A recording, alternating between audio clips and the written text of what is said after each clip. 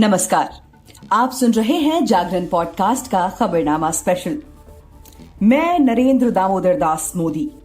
26 मई साल 2014 में नई दिल्ली के राष्ट्रपति भवन से ये शब्द पूरे देश ने सुने थे। मौका था नई नवेली सरकार के शपथ ग्रहण समारोह का। समारोह में देश विदेश के करीब 4000 चुनिंदा लोग मौजूद थे। उस वक्त के राष्ट्रपति रहे प्रणब मुखर्जी ने स्टेज पर सबसे पहले नरेंद्र मोदी को शपथ के लिए बुलाया। मोदी ने शपथ ली और इसी के साथ देश को 26 मई 2014 के दिन अपना 15वां प्रधानमंत्री मिल गया। केंद्र में पीएम मोदी के नेतृत्व में एनडीए सरकार ने 9 साल पूरे कर लिए हैं। इन सालों में सरकार ने ऐसे कई मुकाम हासिल किए। ये फैसले नरेंद्र मोदी और उनकी सरकार के लिए गेम चेंजर साबित हुए। आज के खबरनामा के एपिसोड में नजर डालेंगे मोदी सरकार के कुछ बड़े फैसलों पर और बताएंगे कि कैसे इन फैसलों ने लोगों के बीच पीएम मोदी के साथ बीजेपी का लोगों के बीच भरोसा बढ़ाया। देखिए, सबसे पहला फैसला था कि सख्त फैसलों से बनी इस मजबूत सरकार की छवि, यानी कि इस सरकार ने जितने भी फैसले लिए हैं उससे उनकी छवि काफी सख्त दिखी।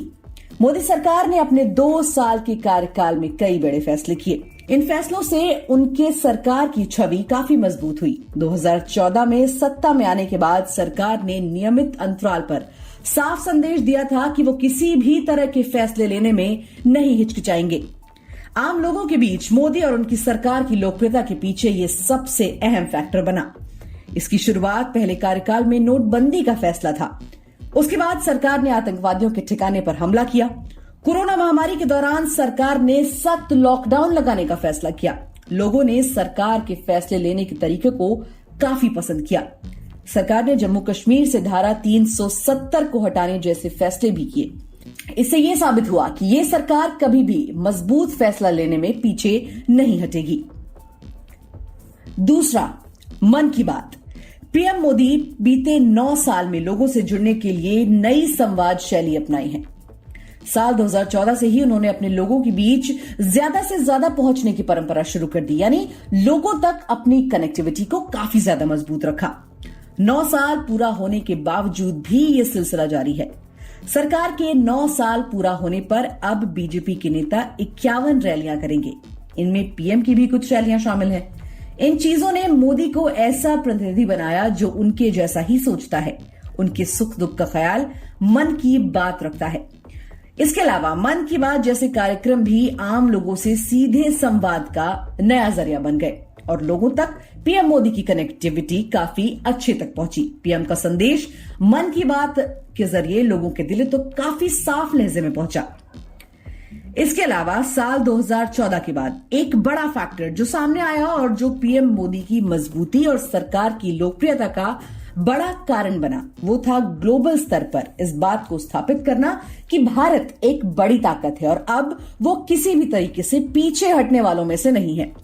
कोरोना में पूरी दुनिया में टीका भेजने की पहल, इससे पीएम की ग्लोबल इमेज उभरी। तमाम सर्वे में ये बात उभर कर आई कि मोदी सबसे ताकतवर ग्लोबल लीडरों में से एक हैं।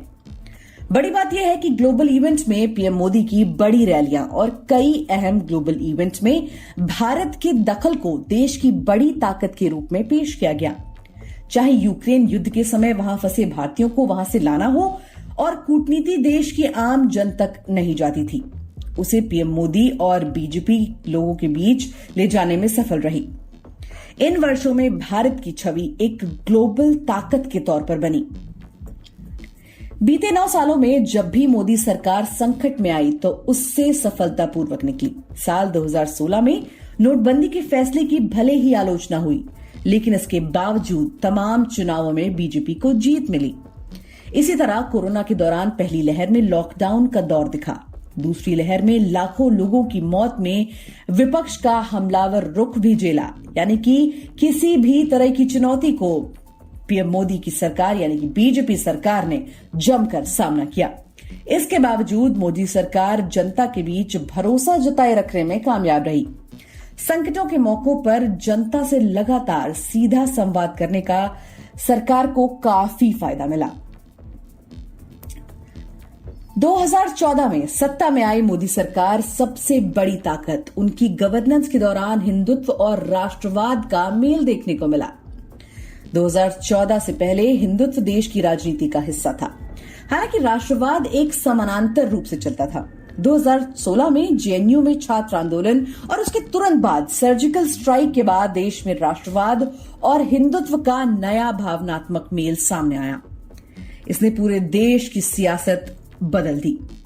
मजबूत धर्म और मजबूत देश, इन दोनों को एक दूसरे से जोड़ा और लोगों तक इसका संदेश देने में सफलता हासिल की। पिछले 9 सालों में मोदी सरकार की सियासी सफलता और उनकी कई नीतियों पर इस नए मिश्रण का प्रभाव भी देखने को मिला। विपक्ष मोदी सरकार के इस नए फैक्टर का मुकाबला करने में असफल साबित हो गई। ऐसे में बीजेपी 2024 में लगातार तीसरी बार वापसी के लिए पूरा जोर लगा रही है। मोदी सरकार की पिछले 9 सालों की सबसे बड़ी खासियत समय रहते जरूरत के हिसाब से कदम पीछे खींचना भी रहा। मजबूत सरकार की छवि के साथ ही किसी फैसले का व्यापक विरोध पर सरकार 2 कदम पीछे भी हुई है। यानी जब जब सरकार की नीतियों का विरोध हुआ है, सरकार ने हमेशा 2 कदम पीछे खींचे हैं। किसान आंदोलन इसका सबूत था। शुरू में सरकार ने पीछे हटने से साफ इनकार कर दिया। हालांकि जब साल भर आंदोलन चला तो सरकार झुक गई, कानून वापस ले लिया गया। 2014 में सरकार बनने के तुरंत बाद जमीन अधिग्रहण बिल का विरोध हुआ। विपक्ष ने सूट बूट की सरकार बता दिया।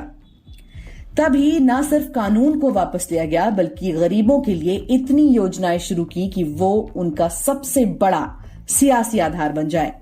उसी तरह सुप्रीम कोर्ट के आदेश के बाद SC/ST कानून में संशोधन किया गया। इस पर सवर्णों ने विरोध भी किया। इसके बाद केंद्र ने उनकी नाराजगी दूर करने के लिए 10% आरक्षण दिया।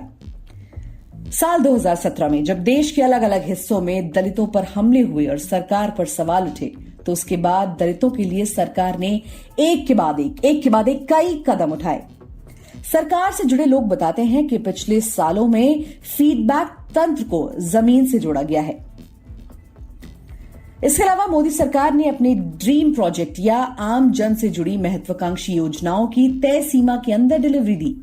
कुछ दूसरे मोर्चों पर काम की गति पर सवाल भी उठे। हालांकि सरकार ने 9 सालों में आम लोगों के बीच अपनी डिलीवरी लोगों तक पहुंचाने के संदेश देने में काफी सफल रही।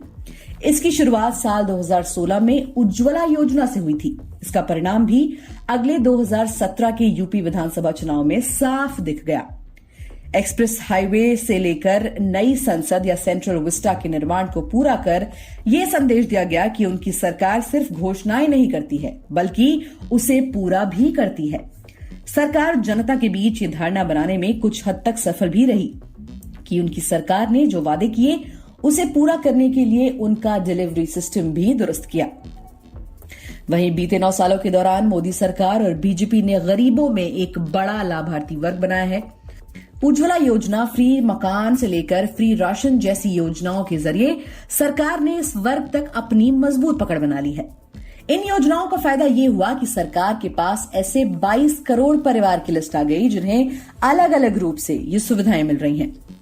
2019 में भी इस पर ही मोदी और शाह ने दांव खेला था। इन तक पहुंचने के लिए खास अभियान शुरू किया गया। कहा गया कि इंदिरा गांधी के बाद नरेंद्र मोदी ने ऐसा वर्ग बनाया जो सरकार की योजनाओं की बदौलत वोट बैंक बन गया। अब सरकार इन पर पकड़ को लगातार बनाए रखना चाहती है। कार्यकाल के अंत में भी इस वर्ग तक पहुंच बढ़ाने के लिए सरकार की कोशिश दिख सकती है। इसके बाद भ्रष्टाचार के मुद्दे पर विपक्ष भी बेअसर हो गया।